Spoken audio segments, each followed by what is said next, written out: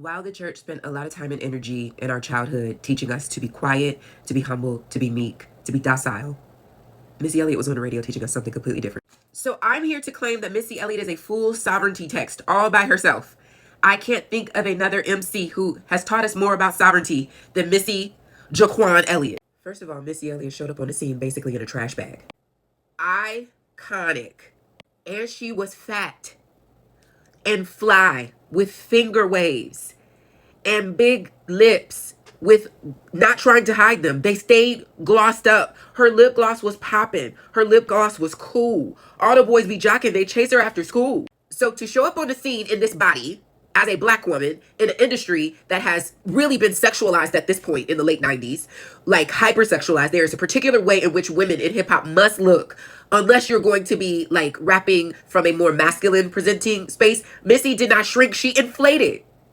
This is not a metaphor. She showed up in a big trash bag, inflated. Then she sonically came back several years later sounding like something we've never heard again. She showed up like something we've never seen. She showed back up sounding like something we've never heard.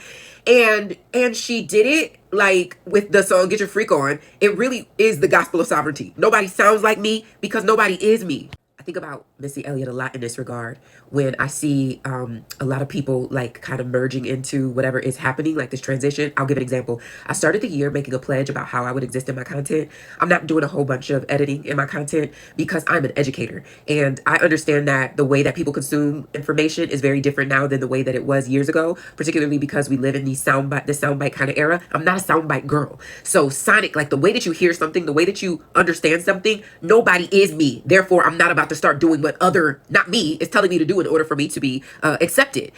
Those who are for me will get it. They came here. They're going to be surprised, in so many ways by whatever it is that I have to offer. But I will not convert to something else just to get the masses to love me. And Missy Elliott taught me that in the in the 99 and the literal 2000s.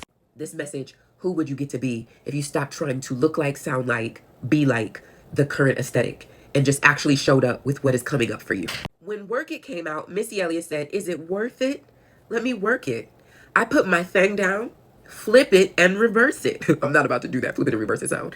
But this is, just the gospel of desirability. It's like, I know, again, what the expectation is for beauty and for what I'm supposed to be doing and what I'm supposed to be saying. So Missy Elliott being a hornball from the time she came on the scene to this day, in her 50s, is something that I really love about what she's teaching us about sovereignty. This document, this whole text on sovereignty, because she's not supposed to be putting her thing down, flipping it, and reverse it.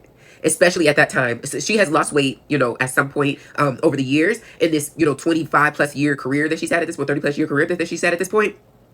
But Missy Elliott was in 2002 saying, "Baby, don't make me put my thing down. And you know what that thing is. Stop acting like you didn't know what that thing was." And not that the male gaze matters, but I'm about to tell you how you know Missy Elliott really was that girl.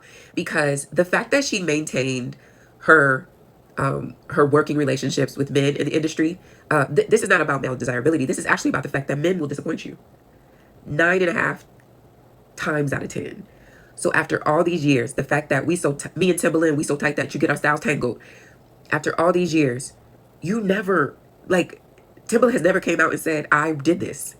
He has always championed. Genuine, always championed. Even Magoo. I don't know why I just giggle saying Magoo like that, because all of these artists, all of these men in the industry have always championed Missy Elliott. And I don't think that it has anything to do with desirability. I think it is solely about the fact that she really was the innovative, the groundbreaking, creative, innovative being behind what she was putting out there, that nobody ever had the capacity to show up and start trying to lie saying that actually was me, I created that. No, Missy really was that girl, because if a man could lie and try to take credit for it, he would have did it by now. Anyways, plenty ways. I could go on forever because I ain't said nothing about her song She's a Bitch. I said nothing about, I just won't even start trying to list other songs that I didn't even get into the text. I didn't even get into the text of these really. I'm just kind of introducing some of what Missy Elliott did at the earlier stages of her career. And the fact that all these years later, she still puts on a show. She still is heralded as one of the most important. I would put Missy Elliott, honestly, in the top of hip hop. Missy Elliott is in the top 5 most important, period.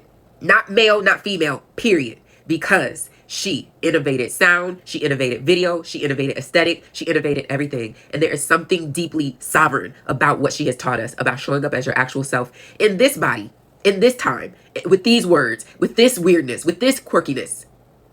Y'all don't like it when the saints be preaching, but I'm going to preach it.